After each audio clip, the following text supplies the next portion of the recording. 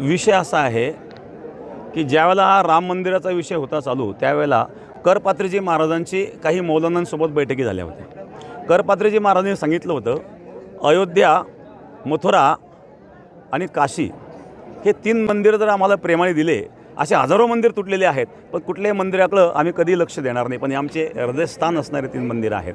तर त्यावेळेला ते घडलं नाही। जसं महाभारतामध्ये आणि भगवंताने पांडवांच्या बाजूने कौरवांनाही सांगितलं होतं की कमीत कमी 5 गावं तरी तुम्ही द्या म्हणजे युद्ध टळू शकतं, पण जेव्हा दुर्योधनाने सांगितलं सुईच्या टोकावर मावेल एवढीसुद्धा माती मी देणार नाही, तर त्यावेळेला ते युद्ध घडलं।